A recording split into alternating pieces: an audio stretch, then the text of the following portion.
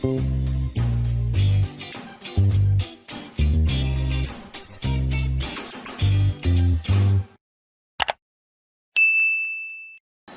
எல்லாரும் எப்படி இருக்கீங்க? Welcome back to chef Deena's kitchen. இன்னைக்கு நம்ம கிச்சனில் பார்க்க போகிற ப்ரிப்பரேஷன் முட்டை சாதம்.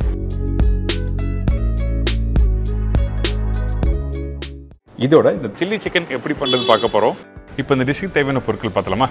முட்டை சாதத்துக்கு தேவையான பொருட்கள்: முட்டை 4 நம்பர், பாஸ்மதி ரைஸ் 100 கிராம், பெரிய சைஸ் வெங்காயம் 1, மீடியம் சைஸ் தக்காளி 2 நம்பர், இஞ்சி பூண்டு பேஸ்ட் 1 டீஸ்பூன், காய்ந்த மிளகாய் 2 நம்பர், கரம் மசாலா சிறிதளவு, மஞ்சத்தூள் சிறிதளவு, சில்லி பவுடர் 1/2 டேபிள் ஸ்பூன், தனியா பவுடர் 1/2 டேபிள் ஸ்பூன், கருவேப்பிலை தேவையான அளவு, கொத்தமல்லி தேவையான அளவு, கடுகு 1/4 டீஸ்பூன், உப்பு தேவைக்கேற்ற, எண்ணெய் 3 டேபிள் ஸ்பூன், நெய் 1/2 டீஸ்பூன், மிளகு பவுடர் 3/4 டீஸ்பூன்.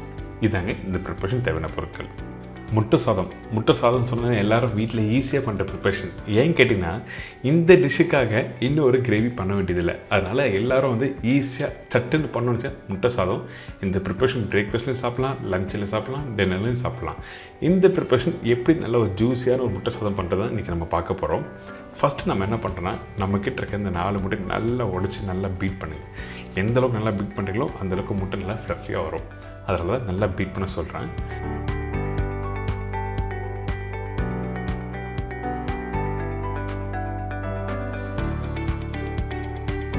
இதுக்கு பிறகு இந்த மஞ்சளில் எண்ணெய் போட்டிருக்கேன்.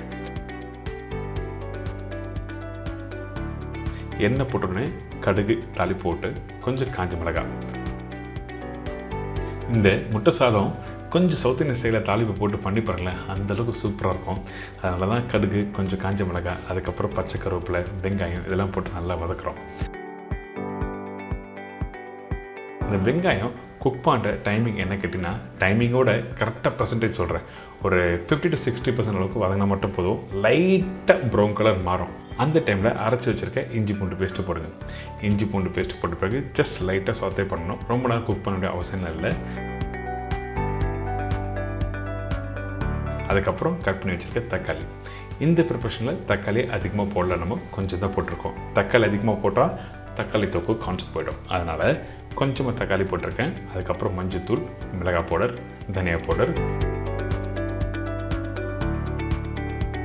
உப்பு இதெல்லாம் போட்டு கொஞ்சம் லைட்டாக வதக்குங்க. வதக்கிட்டு தேவையான அளவுக்கு கொஞ்சமாக தண்ணி ஆட் பண்ணுறோம். அதிகமான தண்ணி போடக்கூடாது. ஏன் கேட்டிங்கன்னா, தண்ணி அதிகமான கரெக்டான டெக்ஸ்சரில் கிடைக்காது. அதனால தான் கொஞ்சமாக தண்ணி ஆட் பண்ணி குக் பண்ண சொல்கிறேன்.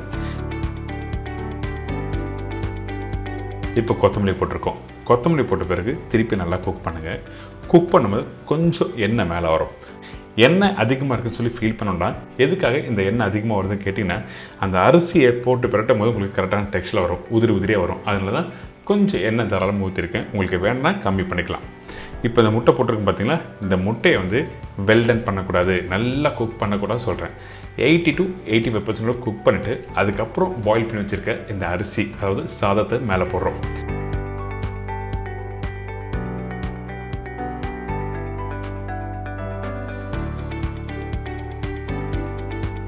இப்போது இந்த சாப்பாடு அதுக்கப்புறம் இந்த முட்டை சாதமும் ஒன்றும் பாதியும் நல்லா மிக்ஸ் பண்ணுங்கள்.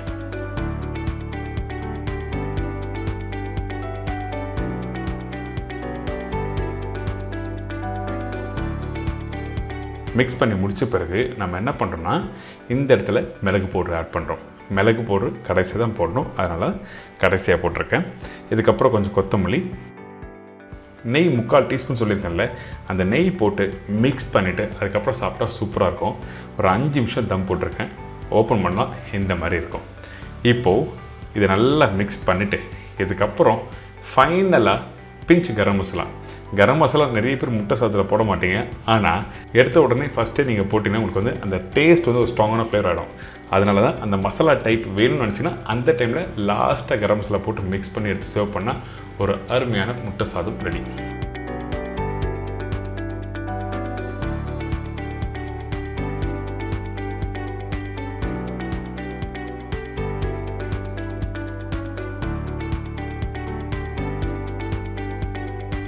இதோட இந்த சில்லி சிக்கன் எப்படி பண்ணுறது பார்க்க போகிறோம்.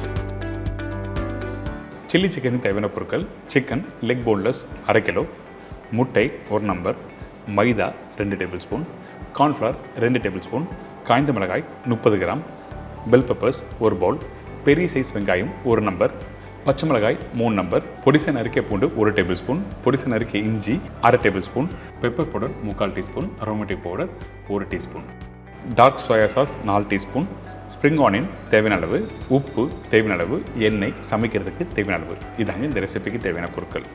இப்போ நம்ம சில்லி சிக்கன் பண்ண போகிறோம் பார்த்தீங்களா, அதுக்கு ஃபஸ்ட்டு நம்ம என்ன பண்ணுறோம், ரெட் சில்லி பேஸ்ட் ரெடி பண்ண போகிறோம். பர்டிகுலராக இந்த சில்லி சிக்கனுக்கு இந்த ரெட் சில்லி பேஸ்ட் ரொம்ப ரொம்ப முக்கியம். அதனால் நம்ம என்ன பண்ணுறோம், 30 கிராம் காஞ்ச மிளகாவை இந்த தண்ணியில் போட்டு நல்லா குக் பண்ண ஆரம்பிக்கிறோம். தேவையான அளவுக்கு தண்ணி ஊற்றி அதுக்கப்புறம் குக் பண்ண ஆரம்பிக்கிறோம். அதிகமான தண்ணி வேண்டாம். ஏன் கேட்டிங்கன்னா, இந்த தண்ணி அப்படியே குக் பண்ணி முடித்த பிறகு அரைக்கிறதுக்கும் யூஸ் பண்ணுவோம். அதனால் கரெக்டாக ஒரு 10 நிமிஷம் கழிச்சு பார்த்தீங்கன்னா இந்த மாதிரி கரெக்டாக வந்திருக்கும்.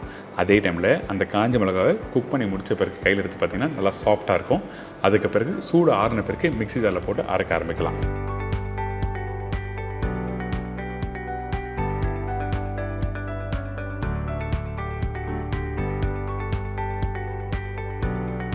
இதுக்கு பிறகு மிக்ஸி ஜாரில் போட்டு நம்ம எல்லாத்தையும் அரைக்க ஆரம்பிக்கிறோம். அதே டைமில் அந்த வேக வச்ச அந்த தண்ணியை அவுட் பண்ணக்கூடாது. அப்போ தான் உங்களுக்கு நல்லா கலர் கொடுக்கும். அதே டைமில் அந்த சில்லியோட ஸ்பைஸ் லெவல் அப்படியே இருக்கும். இந்த மிக்சியில் அரைக்கும் போது என்ன பக்குவத்தில் அரைக்கணும்னு கேட்டிங்கன்னா, இந்த மாதிரி குறை அரைக்கக்கூடாது. அப்படி அரைச்சிங்கன்னா கண்டிப்பாக சில்லி சிக்கன் முடித்த பிறகு சாப்பிடும்போது உங்களுக்கு பல்ல போடும் அந்த விதெல்லாம். அதனால் கரெக்டாக ஒரு 95% அளவுக்கு இந்த மாதிரி அரைச்சிக்கணும். அதே டைமில் ஃபைன் பேஸ்ட்டாக அரைச்சி நீங்கள் குக் பண்ணிங்கன்னா கசப்பு தன்மை வந்துடும். அதனால் கரெக்டாக 95% அளவுக்கு நீங்கள் அரைச்சி எடுத்துருங்க. இதுக்கு பிறகு நம்ம என்ன பண்ணுறோம், இந்த கடாயில் எண்ணெய் ஊற்றிருக்கேன். இந்த எண்ணெய் நல்லா சூடாகணும். எப்பவுமே வீட்டில் லைட்டாக சூடான பிறகு தாளிப்பு இல்லை வெங்காயம் போட்டுருவீங்களே, அந்த மாதிரி கூடாது. இந்த எண்ணெய் நல்லா சூடான பிறகு ரெட் சில்லி பேஸ்ட்டை போட்டு திருப்பி குக் பண்ண ஆரம்பிங்க.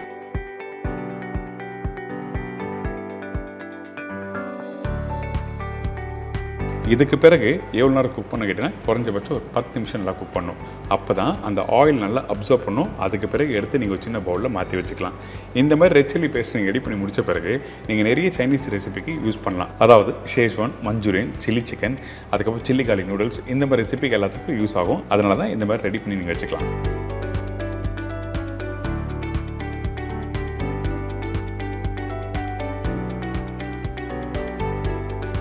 இதுக்கு பிறகு நம்ம என்ன பண்ணுறோன்னா, இப்போ சில்லி சிக்கனை மேரினேட் பண்ண போகிறோம். அதனால் ஒரு முட்டை இந்த இடத்துல போட்டிருக்கேன் இந்த பவுலில். இதுக்கு பிறகு உப்பு,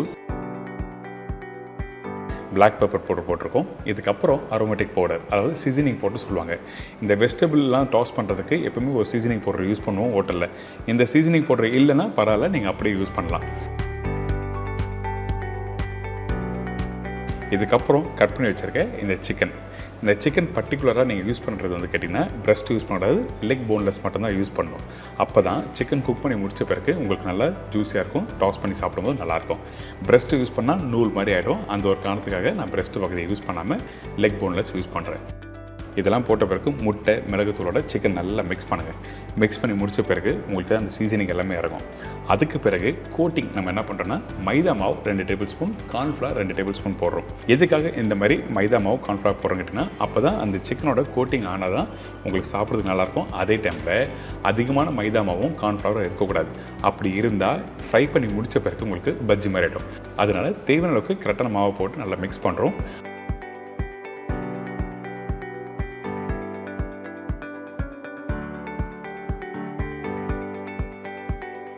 அதுக்கு பிறகு கொஞ்சமாக தண்ணி தெளித்து நீங்கள் மிக்ஸ் பண்ணி எடுத்தீங்கன்னா இந்த மாதிரி பக்குவத்தில் கரெக்டாக வந்திருக்கும்.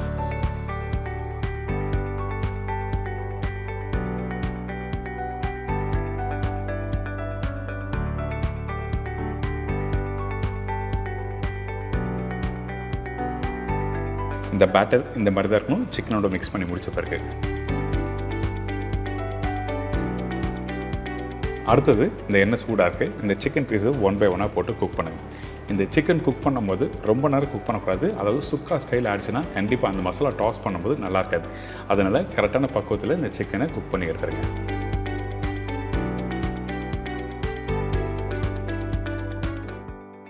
இந்த சிக்கன் வேகிறதுக்கு அதிகபட்சம் ஒரு 3 to 4 நிமிஷம் டைம் இருக்கும். அவ்வளோதான் இந்த குவான்டிட்டிக்கு.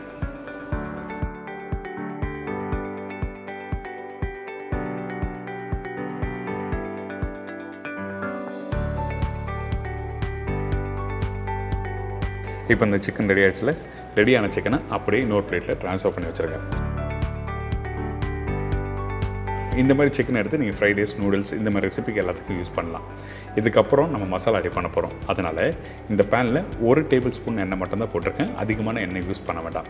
இதுக்கப்புறம் பொடிசாக கட் பண்ணி வச்சுருக்கேன் இந்த பூண்டு, இஞ்சி போட்டிருக்கோம். பூண்டோட அளவு அதிகமாக இருக்கும், இஞ்சியோட அளவு கம்மியாக இருக்கும்.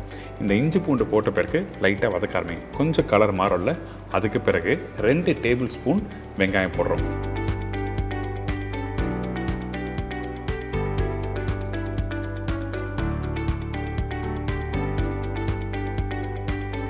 நான் பெரிய சைஸ் வெங்காயம் ஒன்று சொன்னேன் பார்த்தீங்களா, அதில் பாதி பகுதியை எடுத்து பொடிசை கட் பண்ணி யூஸ் பண்ணியிருக்கேன். மீதி பாதி பகுதியை கடைசியாக யூஸ் பண்ணியிருக்கேன்.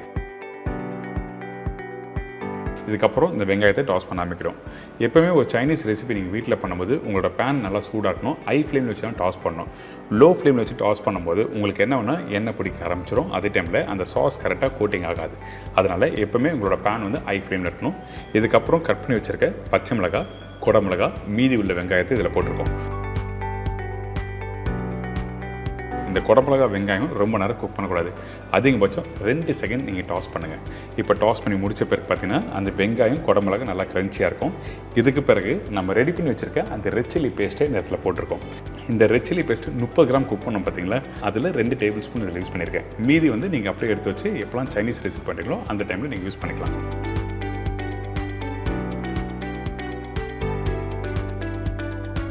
இப்போது இந்த ரெட் சில்லி பேஸ்ட்டு போட்ட பிறகு நல்லா டாஸ் பண்ணுங்கள். அதே டைமில் கொஞ்சோண்டு தண்ணி, அதாவது ஒரு அரை குழிக்கண்டி அளவுக்கு தண்ணி ஊற்றி இந்த மசாலாவை டைல்யூட் பண்ணுறோம். இதுக்கப்புறம் 4 teaspoon dark soya sauce use பண்ணியிருக்கேன். இந்த இடத்துல லைட் சோயா சாஸ் யூஸ் பண்ணல. லைட் சோயா சாஸில் உப்பு அதிகமாக இருக்கும். அதனால் டார்க் சோயா சாஸ் யூஸ் பண்ணியிருக்கோம். சரிங்களா? இப்போ இந்த சோயா சாஸ் போட்ட பிறகு நல்லா மிக்ஸ் பண்ணுறோம். உங்களுக்கு தண்ணி தேவைப்பட்டால் இந்த இடத்துல கொஞ்சோண்டு தண்ணி யூஸ் பண்ணிக்கலாம். அதாவது அந்த சாஸ் குக் பண்ணுறதுக்கு தேவையான அளவுக்கு.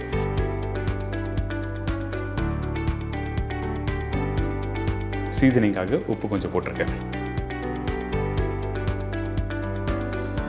கடைசியாக பார்த்தீங்கன்னா இந்த அரோமேட்டிக் பவுடர், அதாவது சீசனிங் பவுடர் சொல்லுவாங்க. இந்த பவுடர் எங்கே கிடைக்குதுன்னா சூப்பர் மார்க்கெட்டில் போனால் கண்டிப்பாக கிடைக்கும். இது இருந்தால் தான் பண்ண முடியுமா அப்படின்னு இல்லை. இந்த பவுடர் போடும்போது இன்னும் டேஸ்ட் நல்லா எடுத்து கொடுக்கும். அந்த ஒரு காரணத்துக்காக மட்டும்தான் யூஸ் பண்ணுறேன். இல்லாதவங்க மற்ற ஸ்பைசஸ் பவுடர் வச்சு நீங்கள் கம்ப்ளீட் பண்ணிக்கலாம். இதுக்கப்புறம் பிளாக் பெப்பர், ஃப்ரை பண்ணி வச்சுருக்கேன் இந்த சிக்கனை போட்டு நல்லா டாஸ் பண்ண ஆரம்பிக்கிறோம். இந்த சிக்கன் போட்ட பிறகு ஹை ஃப்ளேமில் வச்சு நல்லா டாஸ் பண்ணுங்கள். டாஸ் பண்ணும்போது அந்த சிக்கனும் அந்த மசாலாவும் ஒன்றோட ஒன்று நல்லா சேர ஆரம்பிக்கும்.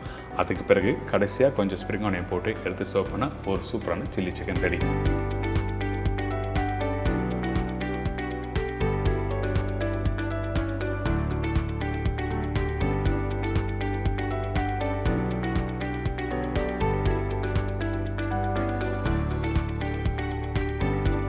இதே மாதிரி நாளைக்கு இன்னொரு சூப்பர் ரெசிபி சந்திக்கிறேன். நன்றி, வணக்கம். See you, bye, take care.